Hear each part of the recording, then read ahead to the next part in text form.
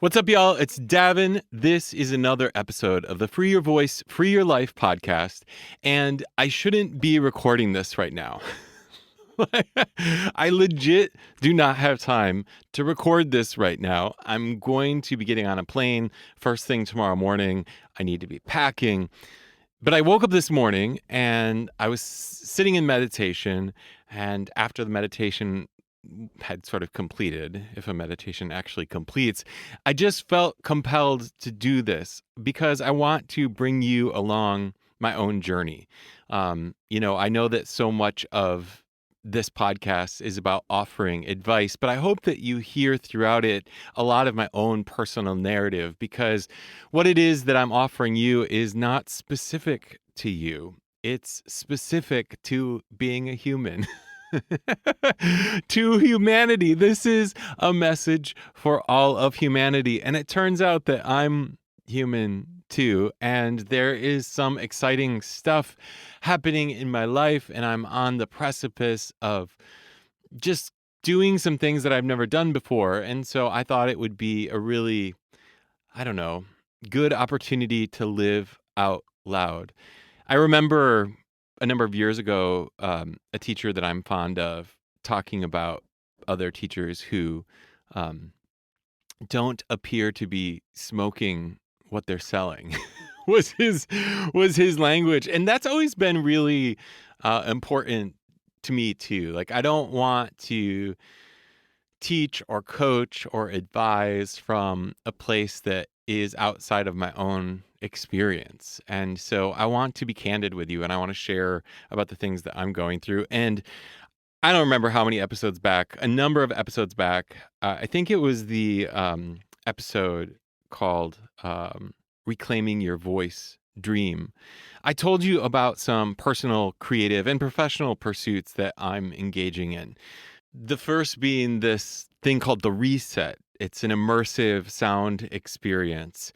It is created, it's something like a sound bath, if you're familiar with the concept of a sound bath. But what's unique about the Reset is that it features my voice. I use improvisational singing through looping devices to create layer upon layer of sound. And if you've been following my journey at all, you know that I started doing these in like yoga studios and meditation studios, and quickly found myself bringing them to unconventional places and spaces like the roof of the Ace Hotel here in Chicago. And last year in January, I had the opportunity to bring this experience to Orchestra Hall, home of Chicago Symphony Orchestra, which was really sort of a life-changing opportunity. The experience itself was amazing, but it just alerted me to the actual possibility of what it is that I can do with this thing. And so ever since then, like I shared with you a few months back, I've been trying to put some branding around this and really market it to other similar venues across the country and across the world. And it's been fun and playful and lonely and difficult and strange. And I've sent hundreds and hundreds of emails that have gone unresponded to. And then every once in a while, someone will respond and they're really, really excited and encouraging. And that gives me the fuel to keep going. And then it's crickets. But the good news is, I feel some momentum, a little bit of momentum. And I'm also like just coming to terms with the fact that this thing that I'm trying to do, it's a long-term process that if you want to get booked at venues, like you have to build relationships over time. You don't just like send an email and get booked, because people book their schedules out far in advance and, all sort of the obvious things. But the good news is that I've been invited to come back to do this at the CSO, the Chicago Symphony Orchestra, again this year. So January 18th, I'm going to be able to do that again. And I'm super excited. And we learned a lot last year about how to do this. And we're going to organize it a little bit differently this year. And so I'll let you all know when that gets posted on the CSO's website, probably in early December or so. But through my many, many, many emails and attempts to connect with people, I got invited to come to, I don't think that this exactly describes what this is, but maybe it'll make sense if I describe it like this: a pitch fair. That makes it seem kind of cold. It really is a conference or like a gathering or a summit for people that are both presenting, like performance venues, presenting immersive theater, immersive experiences, and artists, creatives who have immersive experiences that they're wanting to bring out into the world. And I'm just sort of I marvel that I ended up being invited to this because it was literally through like a friend of a friend of a friend kind of situation that I got connected. And now, a few months later, I'm going to be on a plane tomorrow morning to Denver to go do a 4-minute pitch in front of 100 plus presenters, venues. Yeah, for the reset. And so I have no idea what this will mean in terms of opportunities, but I'm really so grateful and just sort of in awe of the momentum and the way in which this continues to unfold. And really sort of fascinated by my own emotional, spiritual, psychological journey through this process of having this idea.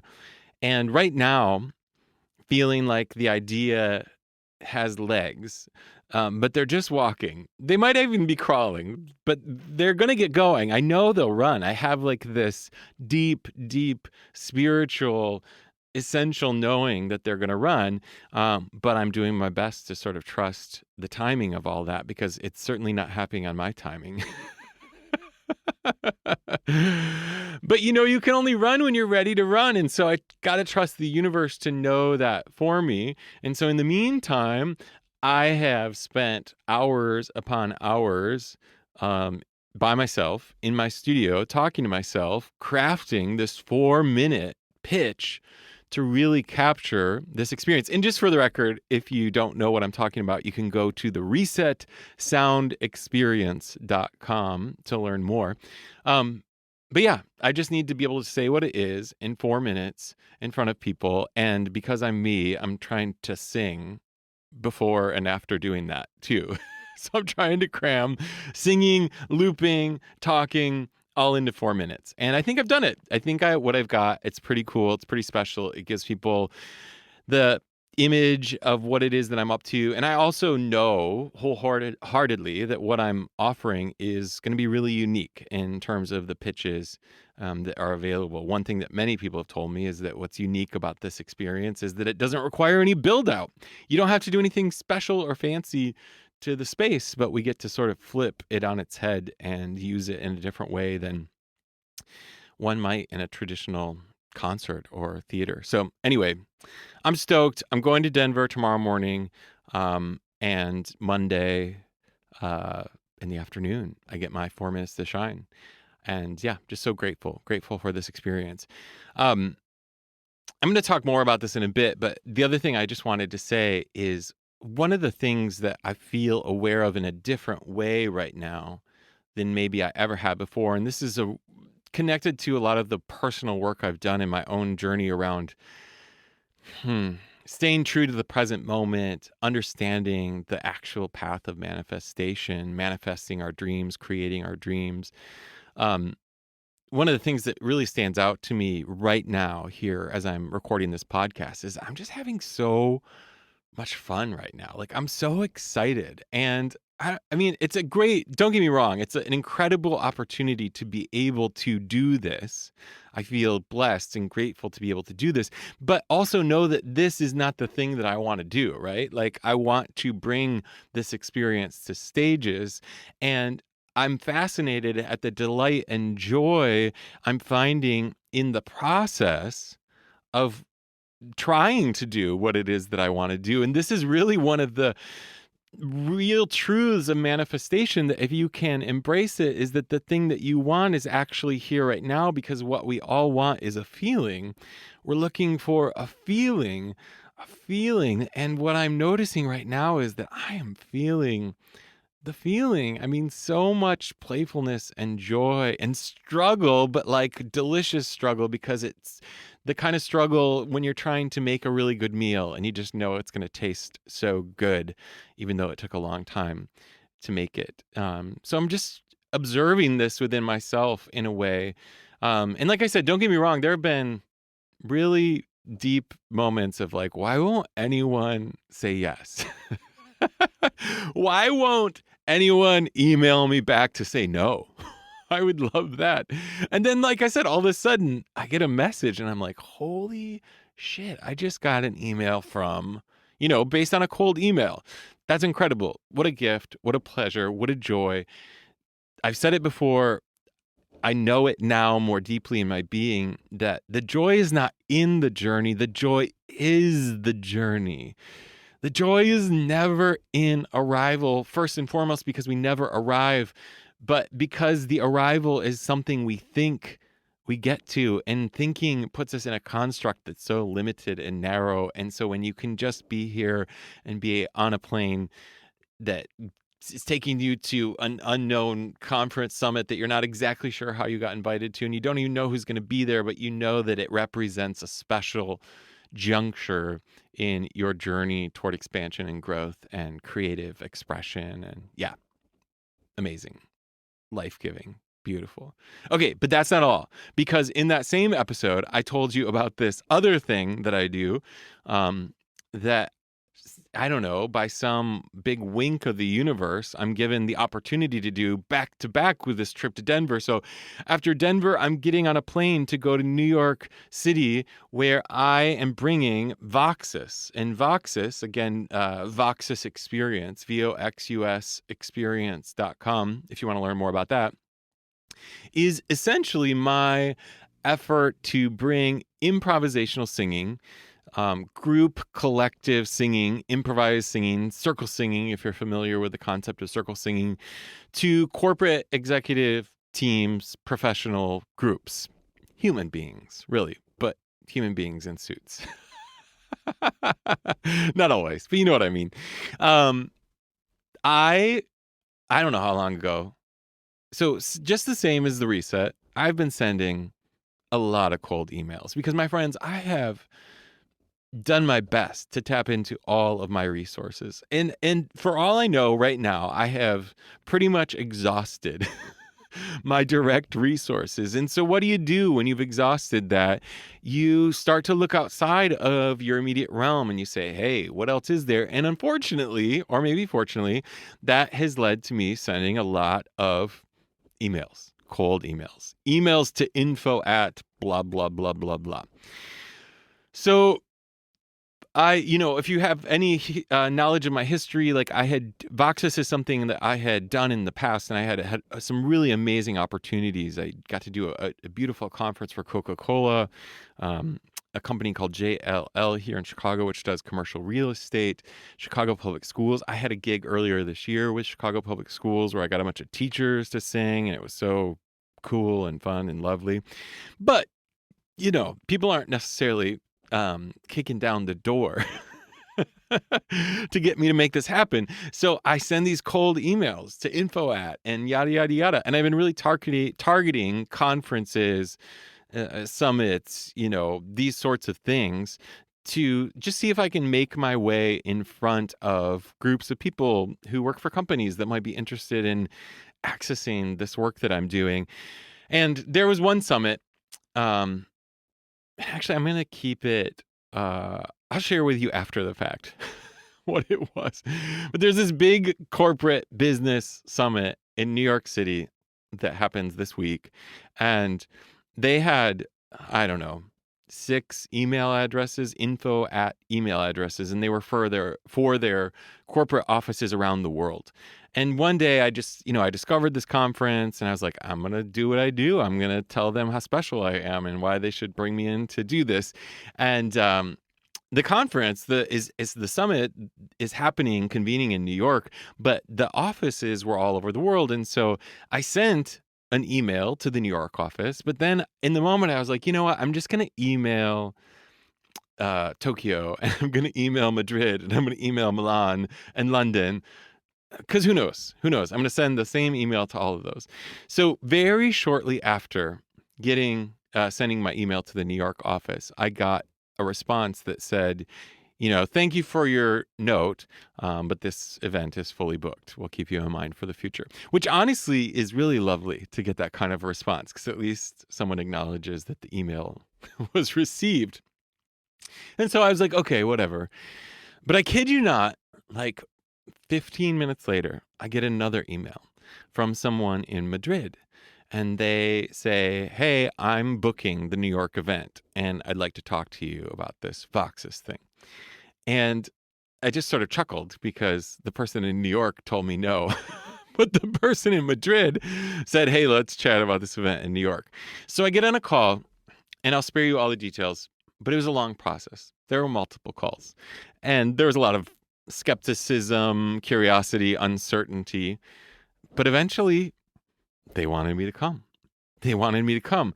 And so after I'm in Denver, I fly to New York to bring improvisational singing to a group of 2,500 professional executive folks in a theater in Lincoln Center, which is crazy, wild, big, huge.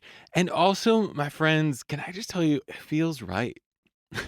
Like it feels correct because this is something that I've known for a long time, that I have the skill to bring to these bigger audiences, but have just been, seeking folks who are willing to take that risk, because it is a big risk to ask people who are in a more buttoned up setting to sort of let it all hang out and use their voices collectively.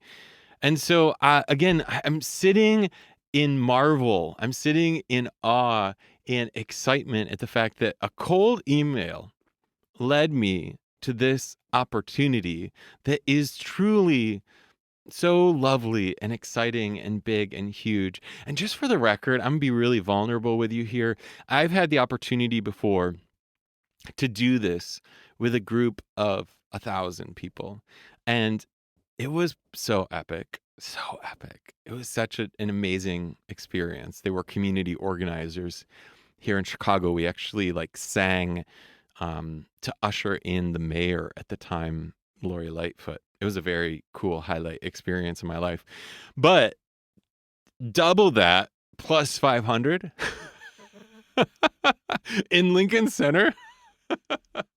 I mean, that's pretty cool, right? That is really exciting. And so I'm of two minds about this. I'm so thrilled. And like I said, I feel ready. Just as I did, told you about the reset, standing in my studio, talking to myself, I've been doing the exact same thing with this. I only have 15 minutes. I'm going to come out on the stage singing. I'm going to do my best to get them singing quickly. I'm going to talk to them for hopefully around 5 minutes, and then I'm going to get them singing for 5 more. It's tight. It's quick. But again, I feel ready. I feel like what I have to say, what I know how to do, I can do this. But I'm also scared as hell. So scared. I'm more scared about this than the experience in Colorado, because what's at stake here feels like the scale is larger. And this is an example of me sort of realizing the dream in many ways. Now, don't get me wrong. I still got bigger dreams, and I still want this to expand and grow and keep going. But I see myself on that stage. I see myself singing. I see myself getting this group of people to use their collective voices. I see the smiles on their faces. I see them moving their bodies. I see them being so surprised and delighted by what we collectively do when we sing together. And the cool thing about this experience is that it's going to happen at the end of a day of a lot of talks, and they're going to experience this for 15 minutes before they go out into having cocktails. And so I see them just joyfully connecting with each other in conversation, and maybe what we just did being the connecting point. Can you believe that just happened? That guy is crazy. Who does he think he is? Yeah, you name it. But hopefully you can feel and hear through my voice this sort of palpable energy, because I've been envisioning this so clearly ever since I got the green light on this. And I spend each day seeing myself on that stage. I see myself walking out and singing. I see in my mind what 2,500 people look like. I see my body, I feel my body being calm in the midst of that. I hear my voice echoing out. I see the people responding to me enthusiastically. I see the smiles on their faces. I see the delight and the surprise of it all. And then every once in a while, I get these moments of sheer horror. What if nobody sings? What if they can't keep a beat? What if everyone just leaves? It's the end of the day. What if they just like hear me come out and they like book it? All of these are possible. But I do my best whenever I catch myself in that thought pattern of catastrophizing or worst case scenario, actually sitting with it, staying with it, imagining that for just a moment so that I can process it through in my body. And this is really one of the reasons I wanted to record this episode for you, is that in my meditation today, a lot of fear was creeping up. The kind of fear where just sitting there, my heart was beating very fast. And beating fast for these reasons about all these unknowns and all of these different possibilities. And, the whole goal of my meditation practice is to learn to stay with my thoughts, stay with my feelings, relate to my thoughts, relate to my feelings. And so I sat there and I let my heart beat fast and I didn't criticize myself. And I just noticed what that felt like. And I noticed how sitting with it and staying with it allowed it to sort of shift and change and move and ultimately melt. It slowed down. And I just wanted to share that with you because this is very much a part of my personal process. And I know that even though what I'm doing is so specific to Davin, many of you can relate to this experience. I had a conversation with a client earlier this week, and she will know who she is if she's listening. But she was disclosing to me the experience of fear that has sort of crept up in her life. She happens to be a professional musician. She's been a professional singer for a long time. And there have been some stories and narratives that have started to spin out of control, and they have led her into a place of habitual fear.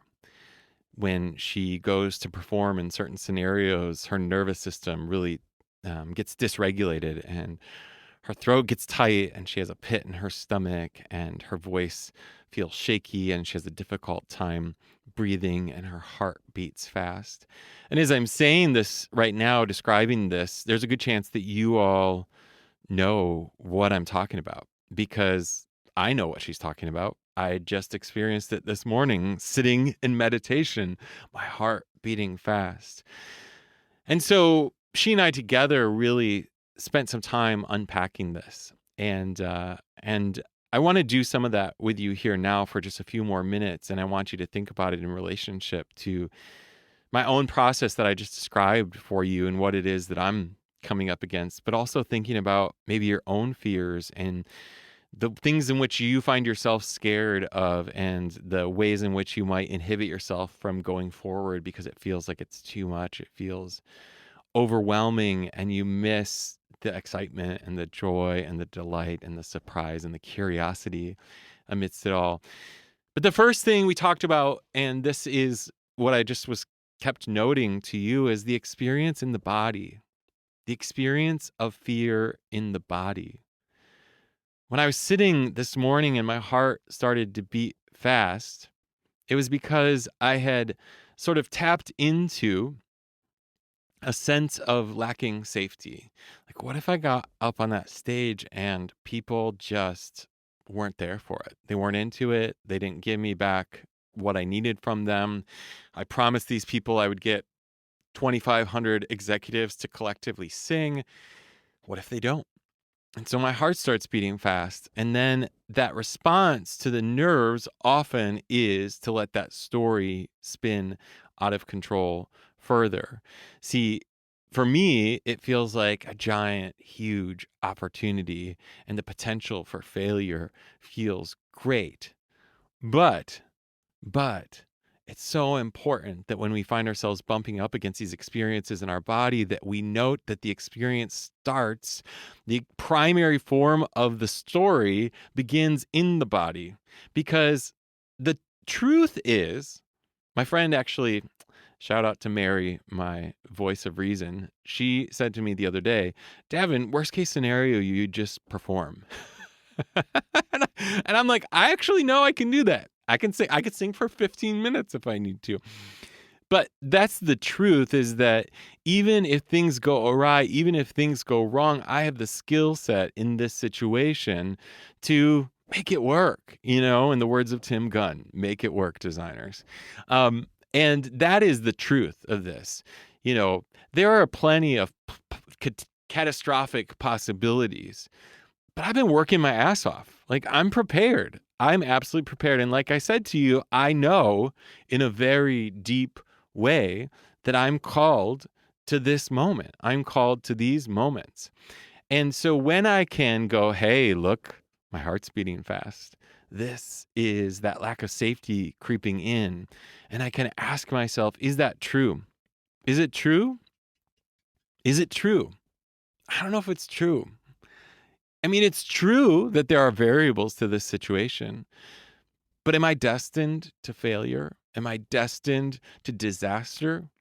No, of course not. But that feeling in the body, it's uncomfortable. It's uncomfortable. So I sit with it. I sit in meditation and I go, hey, heartbeat, I got you. I know.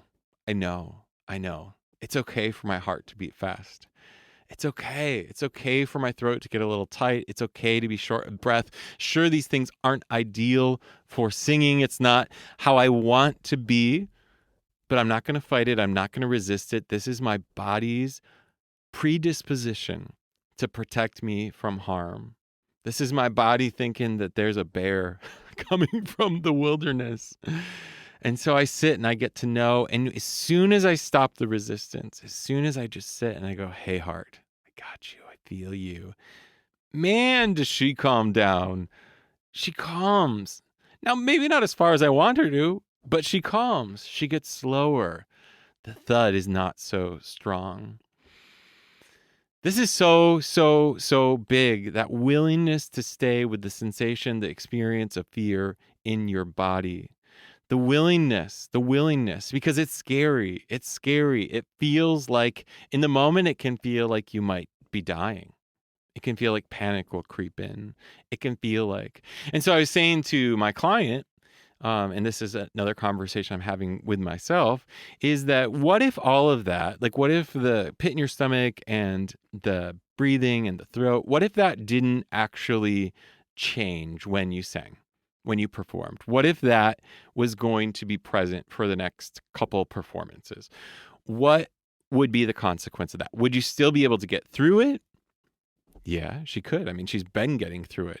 If my heart starts beating like it was this morning, can I still do the gig? Yep. It's not my best case scenario, but I absolutely can do it. And in the case of my client, I said, you are an incredible singer. You have been paid to sing for many years. You have so much skill and ability, natural talent. You have so much conditioning that can help you rise above adversity. Do you know that to be true about yourself? Can you remind yourself of that? It doesn't get rid of the fear, but it sort of flips the story just a little bit of like, man, I'm scared, but I'm also so good. I'm so talented. I have a special sound, a sound that's unique to me. Now, here's the other part of fear. And this is very, very true for this point in my juncture, and also was true for my client. So one of the reasons that she is encountering this is actually for a really good reason. She has to sing some songs that she wants to be able to sing a certain way. And right now, in her current skill level and ability, the functionality of her voice, she can't hit some notes how she wants to hit them. Now, the good news is she can hit them, but she can't hit them how she wants to hit them. And I confirm that. That right now, in this moment, she doesn't have the skill or the coordination to hit them how she wants. That being said, I also know from my expert point of view, that she's not far off from hitting them the way that she wants to hit them. I'll even name this specifically. She wants to belt some notes that she can't belt right now. And so I say that to you to say that that fear actually is stemming from this sort of truthful knowing around a lack of skill to be able to achieve what it is that she wants to achieve right now. But that is not in and of itself the problem. The problem is the story that actually she, so kindly disclosed to me that has a lot to do with worthiness and love and not getting hired again in the future and talent and skill and ability and you name it. So the story is sort of spun out of control in that if I can't belt these, I'm a loser. If I can't belt these, I won't get hired. And, of course, the evidence, many years evidence says otherwise. But that story has started to spin out of control in her head. And so we go and we try to unpack that, undo it just a little bit and say, hey, can you actually sing these notes? I can totally sing them. Just because you're not singing them how you want to doesn't mean you're a loser. It doesn't mean you won't get hired for the gig. And the good news of it is it means you have something to work on and to grow into, and you can continue to expand as a singer even after having been a professional for so many years. Oh, that's such good news. It's such good creative news. It's such good personal news, growth and expansion. So how I relate to this is, have I ever had the privilege of getting 2,500 people to sing together through improvisational singing before? And the answer is no. So while I know I can do it, I also don't know that I can do it. I've never done it. This is the first time. That scares the hell out of me. Like, that's at the essence of my fears. I'm doing something unknown, something I haven't done before. But like my friend Mary said, I do know I could perform for that many people. I actually have done that before. I know that I can sing. I know that in general, I can get people to sing together. I can do spontaneous things that get them to use their voice. And so while I very rationally and reasonably don't know that I can do this, I also have a deep trust and knowing within myself that I can do this. And I know that fear and being scared and an increased heartbeat and all of the other stuff that comes with that is actually a fairly reasonable response to doing something that I don't know, that I don't have previous evidence of being able to do. And so I sort of do my best to accept it. And that sounds so disappointing to so many people. People want to eliminate fear. They have this fantasy of getting rid of the nerves, getting rid of it, just being able to walk on the stage and be easy and calm. And while I think that's a beautiful vision for us to carry for ourselves, also please know that fear and excitement, they sit very close together. And the adrenaline that comes in as a result of fear, it's not that different from the experience of the adrenaline one needs to perform. It is so important to have that. One of the things that I heard someone say once about adrenaline in particular, which is that thing that makes your heart beat faster and makes things seem to speed up, is that adrenaline is the thing that helps us do things that we didn't think that we could do. And I was like, oh, you're so right. Absolutely. When the adrenaline kicks in, it's like everything goes up a notch. And this is one of the beautiful parts about performing. Oftentimes people will reflect back, man, I hit that note more easily than I ever have when I was practicing on my own, when I was performing it. And that's because, man, the excitement, the energy, the fear, the adrenaline of the experience gave you a little extra something that allowed you to do something that you didn't know that you could do. And so it sounds unfair. In fact, I had another client talk to me recently about some of the language that I use, and this actually really hit home for me, and I want you to know that I know this to be true. She said that, some of these positions and points of view are actually privileged points of view. And I believe that, like, if you have the experience, if you have had the affirmations, if you've had the opportunities and you know more about yourself, you have the privilege of being able to step into new things with a little less edge, with a little less fear. But I told her, I know that is absolutely true. And also, the only way to do it is to do it. It's unfortunate, but it's true. So the only way for me to know that I can do this in front of that many people is to do it. And you know what's going to happen is I'm going to do it.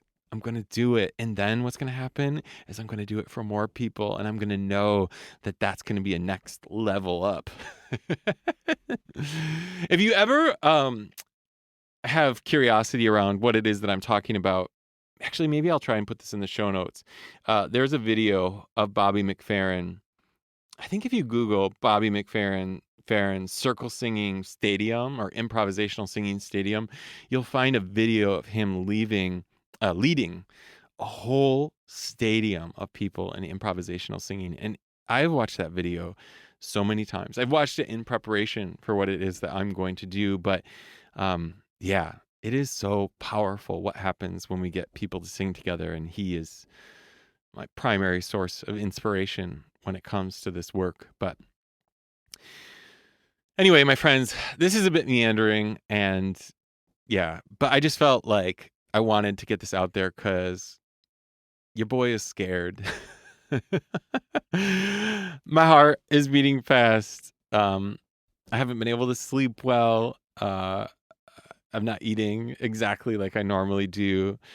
But I'm so happy and I'm so excited and I'm so thrilled and I'm so alive. I feel so alive. And I just wanted to share that with you. I want you to know that I'm walking this path for myself. And, you know, we all do this at different points in our own journey with our voice on different scales, different levels, um, doing you sharing your voice with a few people can be even more transformative than sharing it with a lot of people. So it's not about the numbers, but it's about coming home to the experience of being you and not resisting where you are in your journey, and just knowing that you can trust that deep knowing that you have that deep call to step into the next thing, the bigger, better, more grand, more expansive, the thing that pushes you to a place that you're not sure if you can go. Trust that call, trust that urge, trust it. Everyone I work with has that.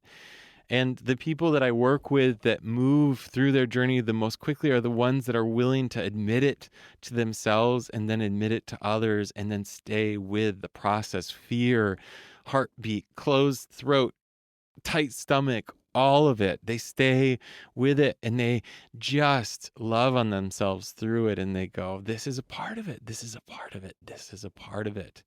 The joy is the journey. This fear too, this can be joyful. This fear, this uncertainty, my nervous system responding to the bear coming out of the wilderness. This is all a part of it. It's helping me step into a greater knowing and understanding of who I am. And I see myself expanding. I see myself growing. I see myself getting bigger and fuller and more loving and more joyful and more compassionate and more graceful toward myself and toward others as a result. And I see people smiling back to me because I'm smiling at them, and I see people singing back to me because I'm singing at them, and I hear our voices coming together, and I hear the beauty, and I feel the feeling of an increased level of adrenaline in my body, and I feel the excitement, and I know that that is not the feeling all the time, and so I treasure this moment.